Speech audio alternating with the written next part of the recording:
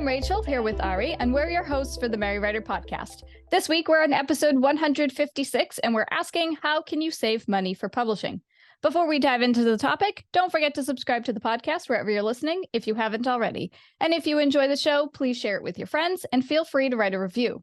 Way back when, in episode 130, which actually isn't that far off now that I think about it, we discussed how to budget your novel. And in that episode, we talked about things that you would need to buy, people you would need to hire in order to make your book a reality. So for this question, we're basically asking, how do you save up that money once you have your budget?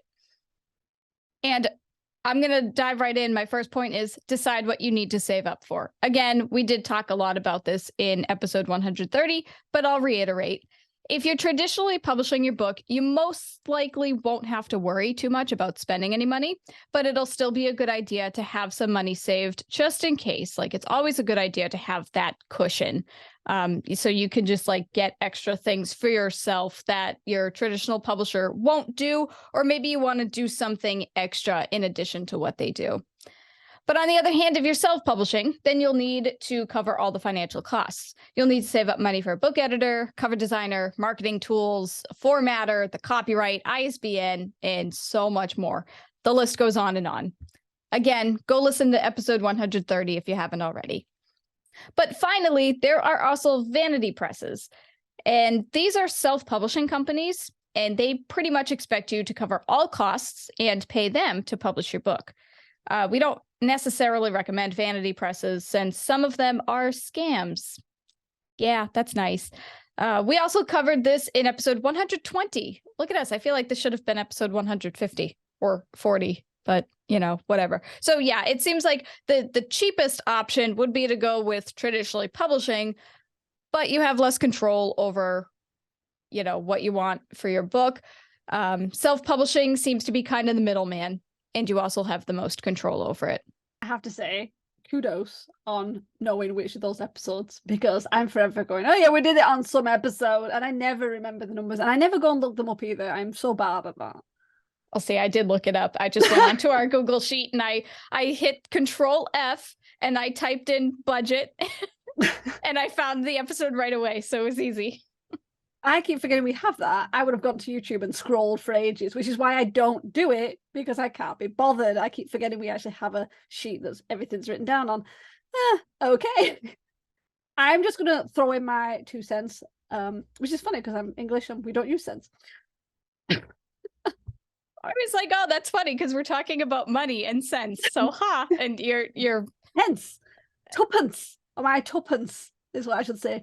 Twopence. Oh, anyway, I digress. I'm stretching out Rachel's episode because she's editing it. Yeah, thanks. Rachel's right. You should definitely still save a bit of money, even if you're traditionally published, because as we have mentioned many, many, many times, and we will continue to mention it, even if you are traditionally published and they will do some marketing, you are expected to do some marketing yourself. And obviously part of the publishing includes marketing, and you should always have a little bit of cash to do some as well. Your traditional publisher will expect you to have a website and maybe run some ads and maybe do some stuff out there. So yeah, make sure you do have some savings up for that. And regarding self-publishing, I know there's going to be people out there who listened to what Rachel listed, and especially when she said and so much more, and just went, yeah, I don't want to do that. It is obviously optional. No one's saying you have to pay for a cover designer or an editor or anything like that. However, if you want your book to sell, if you want it to get in front of people and get good reviews and not get ripped apart because you had lots of grammar errors or plot issues or a bad cover or the formatting was horrible. And seriously, I hate bad formatting, and I will mention it in a review. I am one of those people. Your best chance is to save the money and spend it on professionals in the industries to give you the best shot of your book doing well. And you've got to remember, it's not just about it doing well on launch day or launch week or launch month. This is passive income. Once it's done and it's out there, you want it to keep bringing you money in, and the best chance is to make it look brilliant. So yes, you need to pay for that. Because it's a really good point. I honestly was just thinking in terms of publishing and the book itself, but I completely forgot that Yeah, you do need to pay for a website. If you don't have the time to run your own social media, you need to hire a social media manager. I almost forgot the word. Yeah, social media manager. That's right. Oh, and then social media scheduling tools. So if you do have the time to run your own social media, but you don't want to do it manually, then yeah, you need to pay for social media scheduling tools. Later costs money, Tailwind costs money, Buffer costs money, Hootsuite costs money. These are all wonderful tools, by the way, but they do add up quickly and they are expensive. So yeah, that's actually a really good point. And then obviously we've gone over website and their costs and all that. You need domain, hosting. The list goes on and on and on. So now that you know all of the things that you need to spend your money on, you need to decide how much you want to actually spend. For example, book editors vary in cost.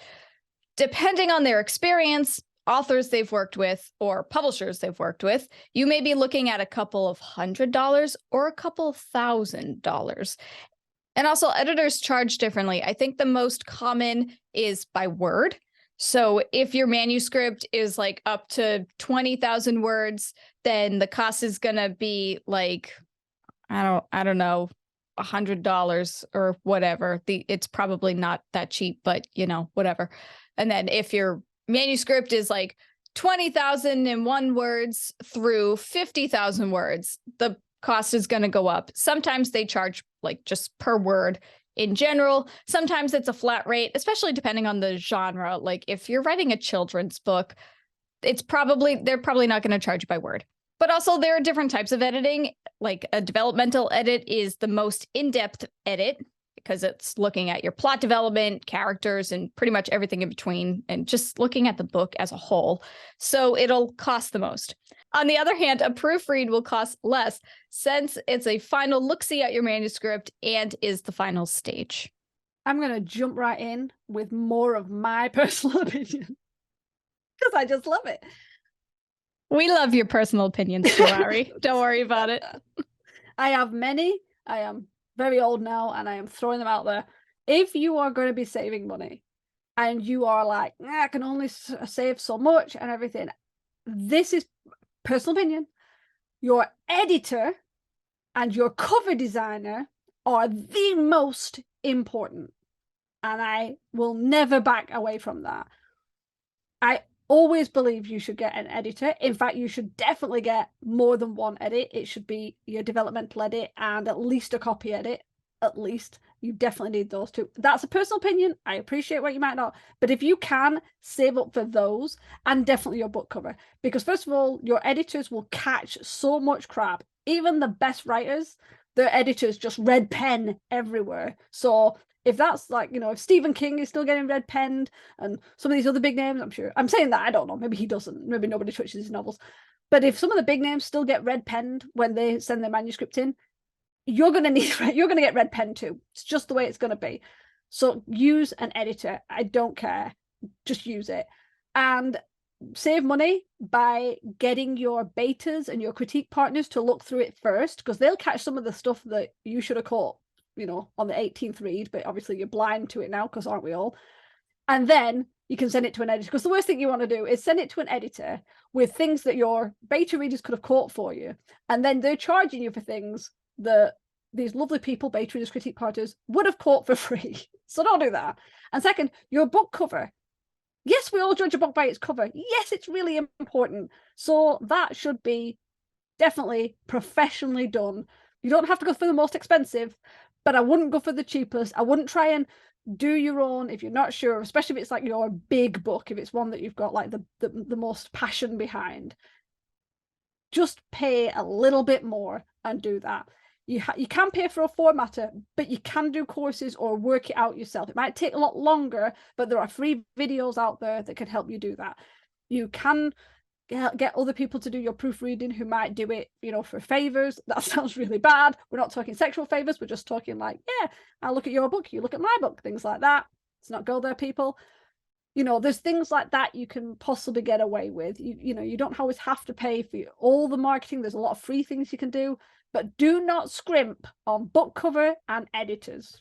Yeah, because as I said, a lot of editors charge per word. So if your beta readers catch something first, you can easily, take out certain scenes or chop down some sentences, and that'll lower your word count. And boom, you'll end up spending less on an editor. The other thing I wanted to add that I just remembered is that some editors charge differently depending on your genre. So that's something else that you'll need to consider. I remember a while ago, Ari, I don't know if you remember this, but Ari and I were looking at editors together one time. And there was one editor. Oh, no, it might have been a book cover designer, actually, not the editor. It was a book cover designer. And for some reason, the fantasy book covers cost more than the mystery book covers. And I think it's because the fantasy book covers are a little more in depth and they have fancier fonts and there's more going on in the covers typically because you have magic systems and things like that. Mysteries, I mean, if you really want to do, you could put like a knife and a little drop of blood on the cover and like, boom, you're done. If you really wanted to go the simple route. So I think that's another thing to consider, that depending on what genre you're writing, you may end up spending more on a book cover. You may end up spending more on an editor. And also the formatting that Ari mentioned. Yes, you can hire a formatter, but there also are plenty of programs that you can do it yourself. Like, yes, you can go on YouTube and find free tutorials and stuff. But there are programs which we've talked about on the podcast before. There's Atticus and there's Vellum for Mac, I think. I know Atticus is a one-time cost. I mean, you just buy it and you have the program forever, and you can write directly in the program. I think you can edit and you can also format it. And they have a bunch of different fonts and fancy things. And Vellum, I don't really know much about Vellum. I want to say that's a one-time cost as well. I don't think it's a subscription. But whether it's a subscription or a one-time cost, if you want to do your own formatting, you will need to buy that, obviously. But the nice thing about that is if you plan on writing more than one book, if you buy the formatting program, you have it across the board for all of your books. So when you budget out your next book, you can take away that cost because you already have it. So once you finally know how much you want to spend and what your budget is for your book, I just want to go over some quick saving tips. I mean, I am not an accountant. I am also not a financial advisor, but I don't know, maybe this will help you save up for that book once you have like a publication date or range in mind that you want to aim for.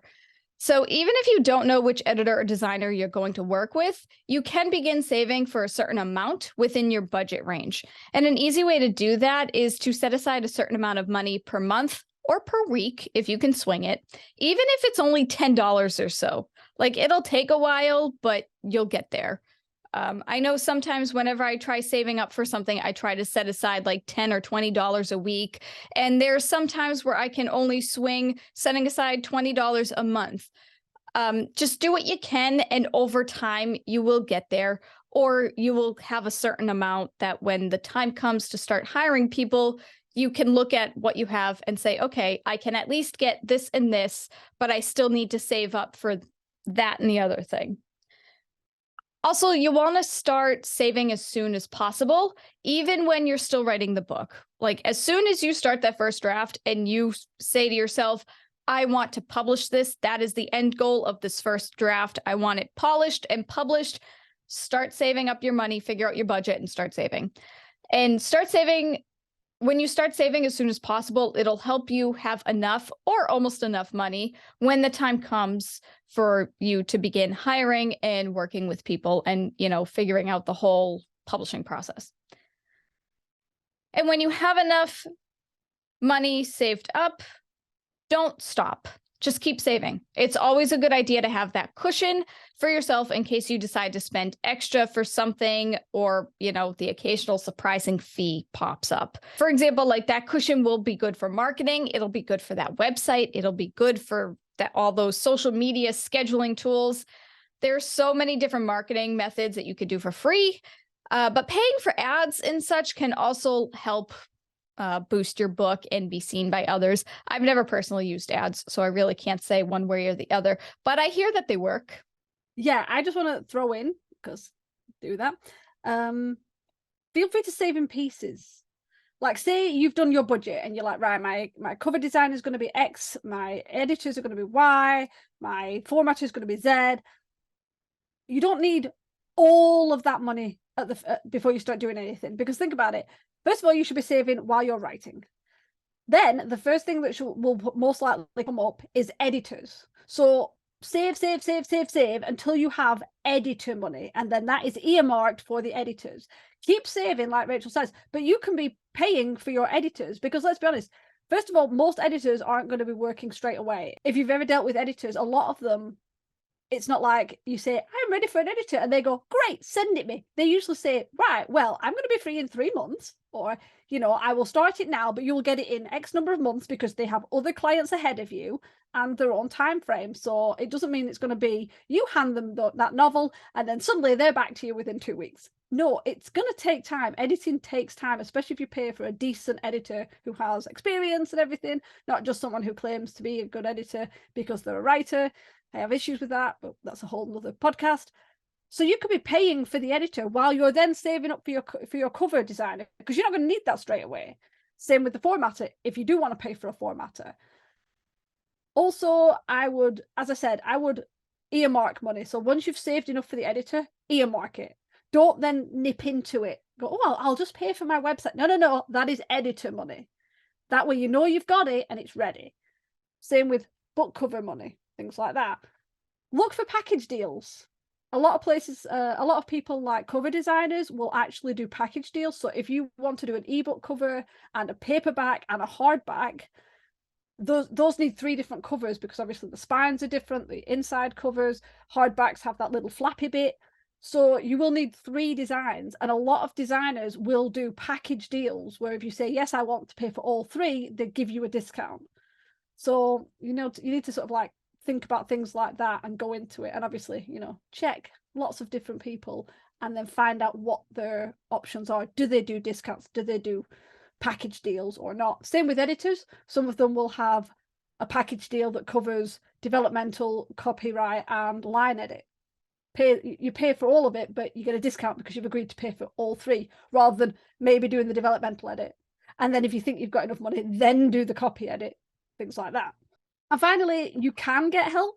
You can create a coffee page, a buy me a coffee, a Patreon.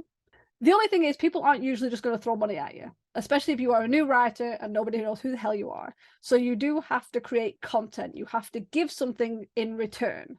So if it's something you can do, if you can share pieces of your work, if you're an artist, if you are a blogger or a podcast, if you can give something back, people will often donate and offer tips. It can be, you know, just something as simple as like, I think it's $3 for coffee. It's like, you know, or Patreon, you can set it up for like just $1 a month, and people can literally just give you one, and if they want to, they can cancel it or whatever. That can be a way. It doesn't have to all come from you, but I'm going to tack on to that. Don't expect everyone else to pay for it. Don't be like, well, I can't save up, so I'm just going to start a Patreon page and hope everybody pays for it. It's like, no, that's not the best. You need to think about what you can give people that they may want to donate to help you with your situation, with your goal, but you will also need to save up and do some of it yourself. You know, this is not just a full-on crowdfunder, although I suppose you could crowdfund if you think you have enough supporters who would do that and they would be willing to pay to get you to publish your book. That is a possibility. Don't think it's the best one, but hey, you never know. So yeah, those are the thoughts I had. That is it. Yeah, I was going to tack onto that. Kickstarter is actually a pretty good thing too. I don't see too many authors using it, or not that I know of. There are plenty of books on there, but a lot of the books, they're more so like comics or graphic novels or something. But yeah, Kickstarter is actually a pretty good one. And I didn't think about that. Yeah, a lot of authors, they do have Patrons or they have coffee pages. If you have other work other than your book that you can bring more value to your audience, then absolutely, yeah, a Patreon or a coffee page would be great. And it's also a great marketing tactic as well, because you're building a community and you're already getting your fan base going. So it's a win-win overall. Something else I was going to add to that is that this is going to sound backwards, but don't worry about saving. I do agree with Ari. If you have money set aside for an editor, keep that for the editor and don't dip into it if you can help it. But I do want to add that your book probably shouldn't be the #1 priority. I mean, I'm going to date this episode, but it is 2023. The cost of everything is skyrocketing.